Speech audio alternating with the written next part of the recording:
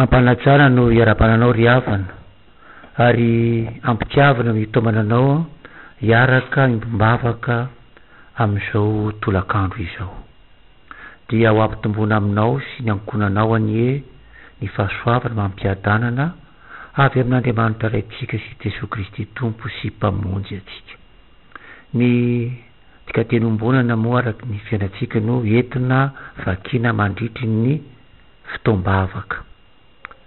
Ny salamo faraiky amin'ny sivifolo ny andininy voalohany ka hatramin'ny fahafito no ezahatsika iarana mamaky hanandratatsika ny anaran'ny Tompo ary ametrahantsika ny fahatokitsika azy. Salamo faraiky amin'ny sivifolo ny andininy fito voalohany amin'ny anaran'i Jesosy izay mipetraka ao amin'ny fialofan'ilay avo indrindra dia mitoetra eo ambanin'ny fiarovan'Andriamanitra totoa ka tokony hiteny amin'ny Tompo izy hoe ianao no manda fiarovana ho ahy, ianao no Andriamanitro ka hitokiko. Ny Tompo mihitsy no anafaka anao amin'ny fandrika mivelatra sy arety mandringana, arovany amin'ny elany ianao, eo ambany elany no ialofanao tahaka ny zanaka koa eo ambany ela dreniny. Ny fahamarinany no ampinga fiarovana ka tsy misy zavatra atahoranao akory, na ny loza mampiororo amin'ny alina, na ny zana-tsipika manidina amin'ny atoandro, na ny arety mandringana misoko amin'ny aizina, na ny vona mandripaka amin'ny datavovonana. Eny, na misy olona arivo aza maty eo akaikinao ary na ray alina aza miampatra eo akavananao dia tsy hisy loza hiatra aminao akory. Amen.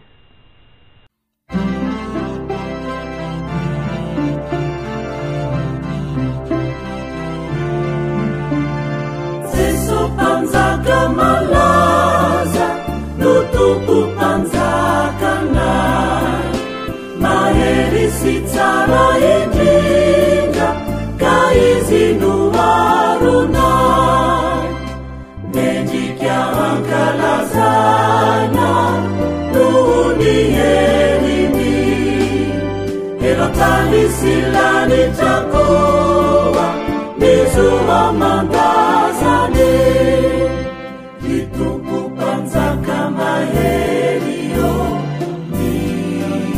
mianiano, avy manaiky tokozahay matompony hery rehetriana, tsy misy mihitsy ny toana, tsy tratry ny sainany herina, ny fiderana zay entinay raisore, ny raja tolotranao ety raisoriza.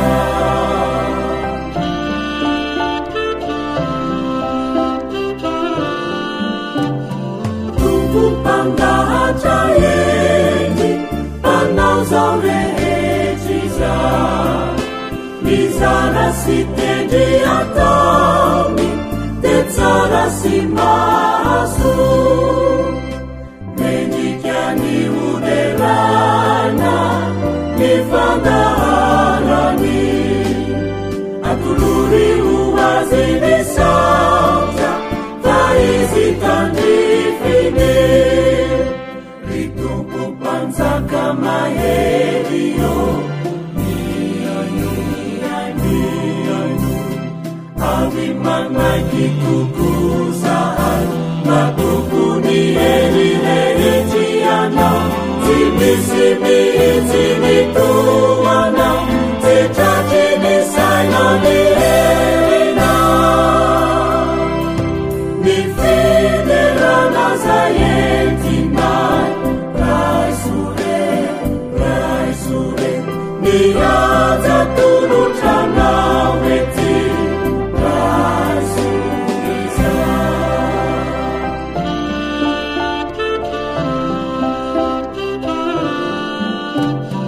Tompo panjaka tsy toa kanefa be hitra fo, verane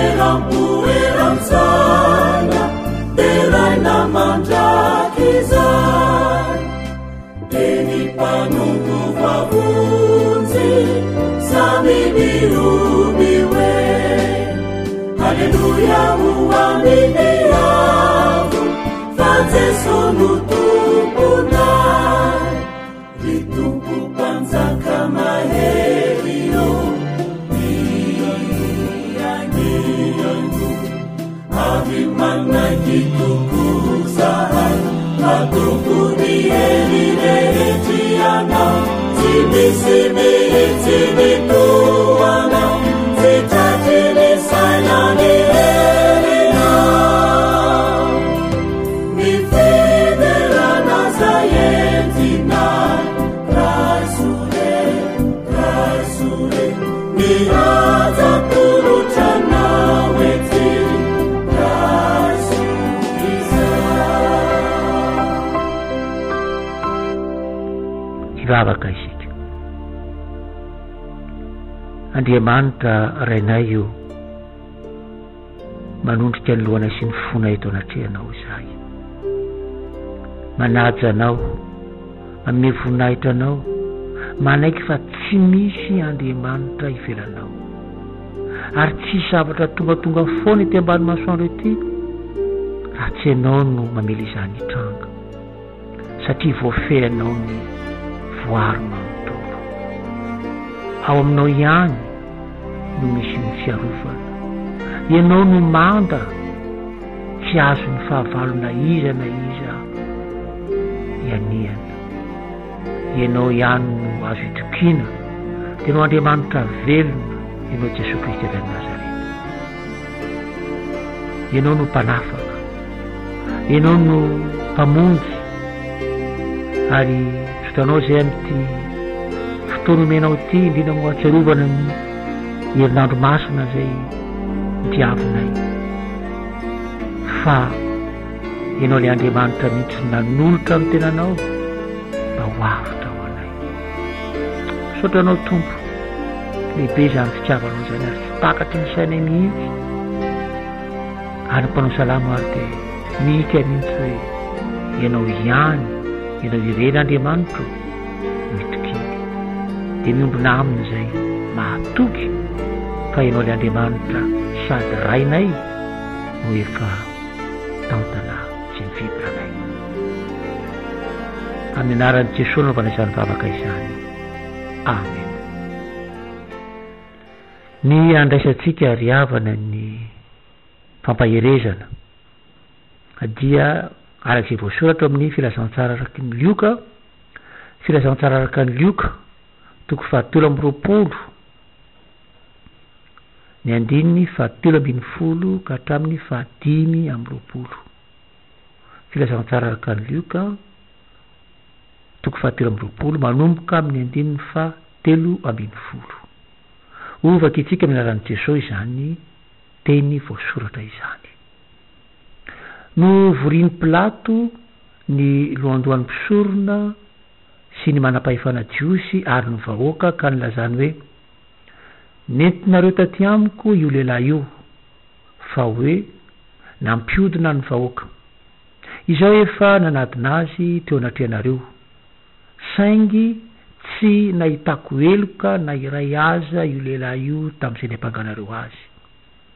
Heroda koa tsy nahita eloka taminy fa namerina azy ho aty amintsika. Miariary fa tsy misy na inona nataony tokony anameloana azy ho faty.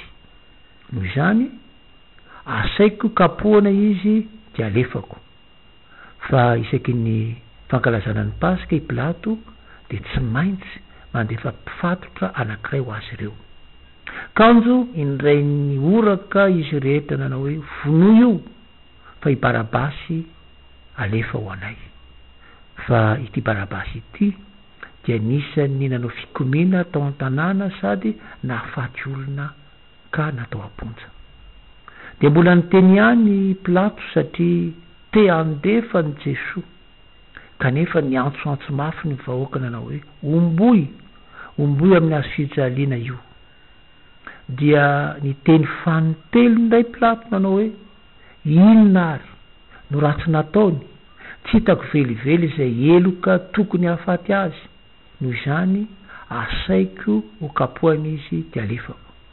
fa nikiriny antsoantso mafy ny vahoaka ny taky ny anomboana ny Jesosy amin'ny asa fijaliana ary nandresy ny orakoraka nataony dia namoaka didi-pitsarany Pilato nampanao izay nitakiny ilay natao amponja satria nanao fikomiana sady nafaty olona moa nalefany araka ny notakiny zareo fa i Jesosy kosa natolony azy anaovany izay sitrapony. Amen. Tantara anankiray mampihorokoditra ao amin'ny Baiboly tokoa ty fanameloana tsy manatsiny ity. Ny fanameloana ny Jesosy mboana amin'ny asa fijaliana teo amin'ny toerany tokony ho an'ny Barabasy lay pioko mpamon'olona. Planin'Andriamanitra izany.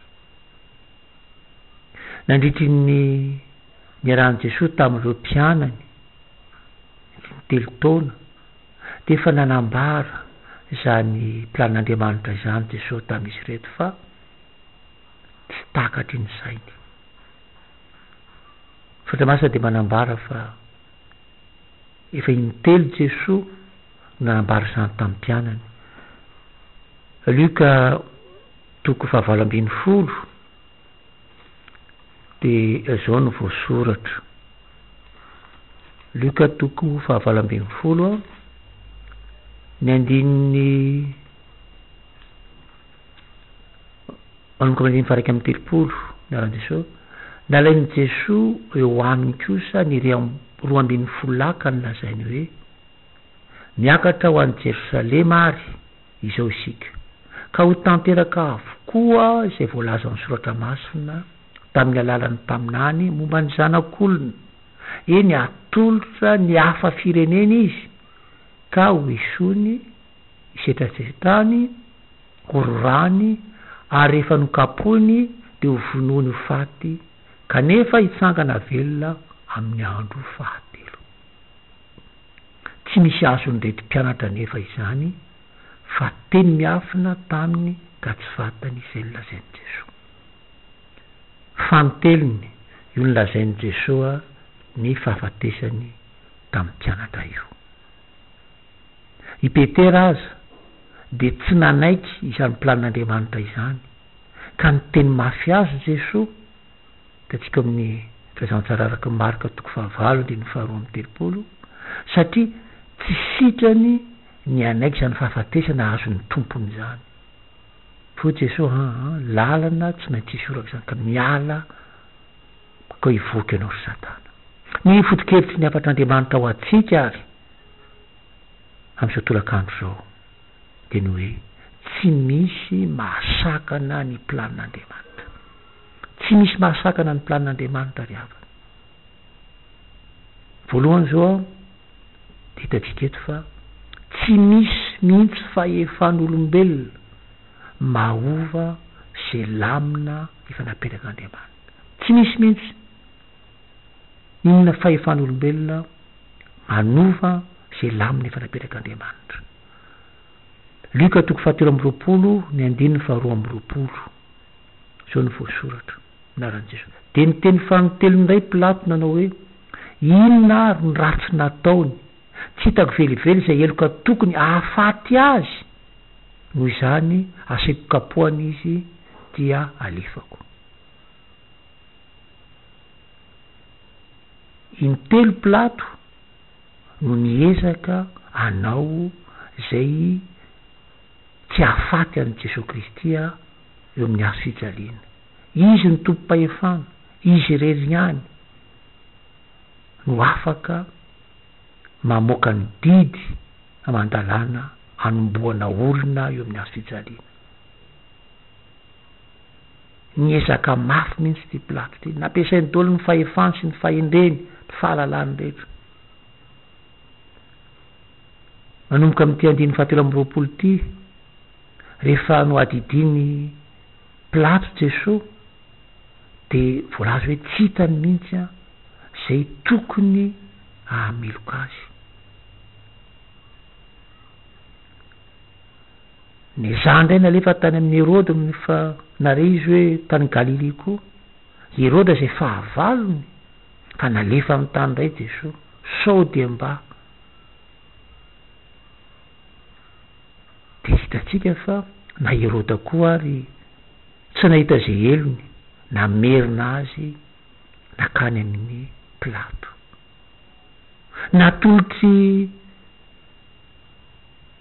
Pilato i Barabasy ho an'ny olona omboana mba afaka ny Jesosy, fa tsy nanak' izany ireto vahoaka ireto fa niorakoraka ny anomboana ny Jesosy amin'ny hazo fijaliana. Any faraherin'ny Pilato ry havana de nanala tsiny ny tenany izy araky ny fieviny, satria ny fahefana teo an-tanany tsy nahafahany nanafaka ny Jesosy, dia nihevitra izy nanala ny tenany. Ka zao no voasoratra ao amin'ny Matteo toko 7:20, Matteo toko 7:20 ny andininy 7:20, Matteo 7:20 7:20 amin'ny aran'i Jesosy. No hita ny Pilato fa tsy naomby izy fa voamaika ny tombo aza ny tabataba, de nakarano izy ka nanasa tanana teo anatrihan'ny vahoaka sady nanao hoe afatsiny amin'ny fahafatesany io lehilahy io aho raha rahanareo ny anareo. Zay sisany hery afaka nataony Pilato, fa tsy afaka sakana ny anomboana ny Jesosy teo amin'ny hazo fijaliana, satria zay ilay planin'Andriamanitra hoentina hamonjena izao tontolo izao. Hoy ny soratra masina amintsika ry havana ao amin'ny Isaia toko 4:7, Isaia toko 4:7 ny andin'ny 13 sy ny 14 amin'ny aran'i Jesosy. Miano ahy Tompo ry taranak'i Jakoba, dia nareo rehetra sisa velona amin'ny taranak'Israely, ianareo izay nokarohiko hatrany am-boka sy notrotroko raha voateraka. Tsy iova aho na dia mandra-pantitra-reo azy, anoana anareo aho mandra-pahafotsy ny volonareo. Izao no nanao anareo sy nitrotro anareo hatrany, eny izao no anoana anareo sy amonjy anareo. Tsy miova Andriamanitra. Ny planin'Andriamanitra ho atsika olony dia nitondra atsika, hitrotro atsika, hikarakara atsika, ary manambara zany fitiavan'Andriamanitra izany ny zava-dehibe fa nataony olony sy mbola ho ataony amin'ny olony. Raha toizatsika le Salamo 1:10 nivakitsika tamin'ny voalohany teo, de zao ny voasoratra manomboka amin'ny andininy 4:10 ka hatramin'ny farany minaran'i Jesosy. Hoy ny Tompo hoe nifikitra tamiko izy ka ho fonjeko, arovako izy satria niaika aho Tompo. Raha miantso vonjy amiko izy de ho valiko, raha azo-pahoriana izy de ho anilany aho, afahako izy sy omeko voninahitra, ataoko ela velona tokoa izy ary anehoako ny famonjeko. Tsy misy mahasakana izany planin'Andriamanitra, izany famonjen'ny Tompo ho anao zany ry havana. Sy mifikitra aminy de ambarany fa tsy avelany fa izy mikarakara. Na ao anatin'ny aretina sarotra aza isika de matoky, fa raha mitoetra ao amin'ny planin'Andriamanitra isika ry havana de izy no miantoka atsika. Asa mierikerika fa tsy misy fahefan'olombelona misakana zay famonjen'Andriamanitra ho anao. Tsy misy. Eny mety manan-kery am'izao nofotsika izao ny tsy fahasalamana, mety manan-kery am'izao nofotsika izao ny aretina, fa ny teny farany ry havana dia an'Andriamanitra irery. Ny teny farany dia an'Andriamanitra ihany, satria izy ny mpanao atsika ka fantany isika. Hoy isika teo hoe tsy misy mahasakana ny planin'Andriamanitra. Ninona fahefana, ninona hery ety ambany masoandro. Ary faharoa ry havana, tsy misy mahasakana amin'ny planin'Andriamanitra satria tian'Andriamanitra ho vonjena ny olona rehetra.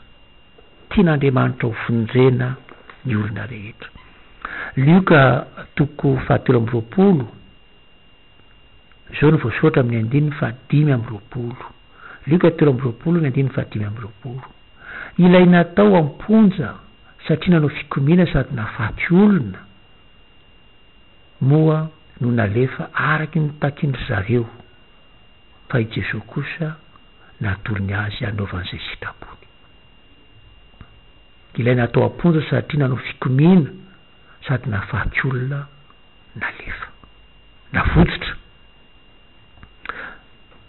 Nalefa ilay nafaty olona, nahazo famindrapo mba hibebaka, satria raha tao anatiny zany fahangidina izany no nomboana tamin'ny hazo fijaliana ity Barabasy ity ry havana, dia azontsika inona fa dia ho very mandrakizay izy, satria nisy fikomiana teo anatin'ny mpanjanatany Romanina ny fony, feno fankalana nahafatesan'ny olona. Nisy fikomiana tamin'Andriamanitra izay neveriny fa tsy manafaka ny vahoaka.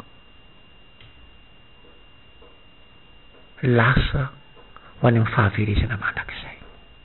Tsy sitrapon'Andriamanitra ny haverin'ny olona ry havana. Mbola nomeny famindrapo teto Barabasy. Tsy voalaza amin'ny soratra masina moa izay ny hafaran'ity Barabasy ity, fa azontsika antoka fa tsy maty tamin'iny andro iny izy, tsy nomboana tamin'ny hazo fijaliana izy, fa famindrapo lehibe mba hibebahany no nomen'Andriamanitra azy. Rehefa nitsangana tamin'ny maty tokoa manko Jesosy,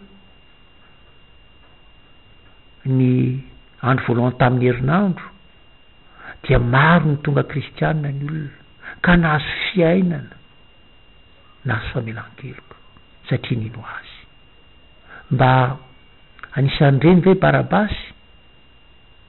Tsy fantatra ry havana, tsy fantatra, fa ny azo antoka dia famindrapo no nomen'Andriamanitra. Ary toetran'Andriamanitra izany. Raha mijeny filazantsara isika dia voalaza ao ilay fanoharana nataon'i Jesosy mikasika an'ilay hazo izay tsy nahitana fony, dia hoy izy hoe tamin'ny tompony sà, avelao aloha mba meo herintaona hikarakarako azy, sao dia mba hamoy ihany izy. Nisy famaky anefa efa ho apototry ny hazo. Miala nenina ny tompo ry havana. Herintaona manindritra no nangatahany le mpikarakara mba hatonga an'ilay hazo hanome fo. Ho antsika marary sy manana ankonana ao anatin'ny tsy fahasalamana ry havana, mba tsapatsika ve izany fitiavan'Andriamanitra atsika izany, ka nazahoantsika nyty andro androany ity izay tombon'andro mpahavelomana nomen'ny tompo, afaka nampanatrika atsika ny fitsaran'Andriamanitra ry havana, raha toka naka atsika tamin'ny alina mangina eny. Anefa efa vita fihavanana taminy ve isika efa nandray ny fahateram-baovao ve isika? So manko no voalaza amin'ny soratra masina. Epistily soratana epistily Jauna, epistily voalohany, toko 5 zao no voasoratra. Anonkany 1:12 aminaran'i Jesosy, ary ny zavatra nijorony ho vavolombelona dia izao: fiainana maharitra mandrakizay no efa nomen'Andriamanitra atsika, ary eo amin'ilay zanany zany fiainana zany, izay manana ny zanaka no velonaina, izay tsy manana ny zanaka no tsy velonaina. Mazava ny afatr'Andriamanitra ao atsika, tsy ny 70 taona na ny 80 taona ety ambany masoandro ety no zava-dehibe ao an'Andriamanitra, fa le mandrakizay, le velonaina mandrakizay, fanehoan'ny farafitiavana zany le havana, ny zanany lahatokana no natolony mba hananan'ny olombelona fiainana mandrakizay, ho vita fihavanana aminy le Andriamanitra. Zany ny planin'Andriamanitra le havana, planin'Andriamanitra zay tsisy mahasakana ho an'ny zanany, satria ninona hery na ny ambony na ny ambany na am'izao fiainana zao, na herina na herinina, tsisy mahasakana azy, tsisy mahatohatra azy, ary tsy misy manana fitiavana lehibe zan'Andriamanitra zany. Le raitsika zay mikarakara atsika nanolotra ny zanany tokana ho avitra ho atsika. Tokony atoky ny tompo sika ry havana, tokony atoky ny tompo sika izao makasika ny fahasalamantsika izao aretina mahavoatsika izao no mitranga ry havana, dia manana ny fiheverany tompo, tsy misy fahefana na hery ety ambany masoandro mahafoana ny planiny, manipaka ny sitrapony zay lazan'ny soratra masina hoe tsara ankasitrahana no marina. Zany sitrapon'Andriamanitra ao atsika olony, tsy misy manana fitiavana lehibe tahaka azo tompo ry havana, zay nanolotra ny ainy amin'jenatsika olony, mitomoera amin'ny fitiavako Jesosy. Tsy misy ary tsy misy olombelona tsy andalo aretina ry havana, tsy misy zany, ary tsy misy ary tsy misy olombelona tsy andalo aretina, zay natera-behivavy dia mandalo amin'izany avokoa. Fa izao izay rehetra mahatoky ny tompo dia ahafahany amin'ny fahafatesana mandrakizay. Izay rehetra mahatoky an'i Jesosy ry havana, Jesosy avy any Nazareta le nanolotra ny ainy, dia afaka amin'ny fahafatesana mandrakizay. Aoka hifaly isika na azo tombonandro androany, niara-nombavaka, fa mbola sitraky ny tompo atsika na ny mety andro ity, mba ilazany amintsika fa ny mitoetra ao amin'ny planina izay nisoritany ho atsika, izay ny mahasoa sy mahatsara atsika. Ametraka ny fiainantsika eo ampelantanan'ny tompo Jesosy tsika ry havana. Aoka ampelantanan'ny tompo Jesosy no fiainantsika sy no avitsika, fa eo ihany no tsy misy maharombaka atsika, ary eo ihany koa ny ahafahantsika migoka ny fitiavan'Andriamanitra tsy mety ritra. Amen. Ivavaka isika. Jesosy indreto izahay olonao, manaiky fa manana ny tsara ho anay tokoa ianao, ary ny ranao sarobidy izay nalatsaka teo Kalvari dia nanadiovanao anay, nanafanao sy natapatapahanao ny hery ny aizina sy nitazona anay lavitra anao. Manatona anao ary izay amin'izao takarivo izao, zao tolakandro zao zay atao potsiny azo fijalianao manaiky fa ianao no Andriamanitra, ianao irery ihany Jesosy no itokinay, ampioreniny ny finoanay atoky fa ny planinao anay dia tsara mandrakay. Marina fa manaintainy zay, marina fa rera kelihery feno fifitosana fa izao tombo ianao no Andriamanitra ity potiny azo fijalianao zay no mandoary tanterao aminay araky ny sitraponao, ilay sitraponao zay tsara kasitrara marina. Misaotra Jesosy reo ny olonao dia hibitsika aminao zay ao anatin'ny fonao zay tia nangatahana sy talahona aminao.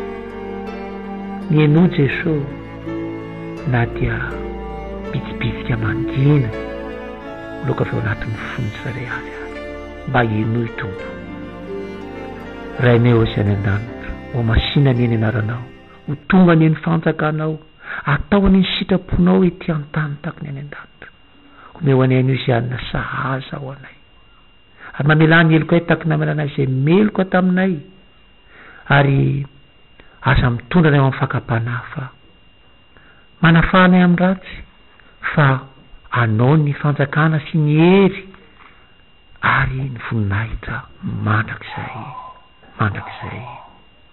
Amen. Raitso nitsotra ny tononona ho antsika riavana amin'ny anaran'i Jesosy Kristy Tompo sy mpamonjy antsika. Ilay Andriamanitra loharan'ny fahasoavana rehetra zay niantso anareo amin'ny voninahiny mandrakizay eo amin'ny Kristy Jesosy, andavorary sy ankahery anareo ary anamafy sy ampiorina anareo rehefa avy niaritra fijaliana vetivety anareo. Ho azy Andriamanitra ny fanjakana mandrakizay. Amen.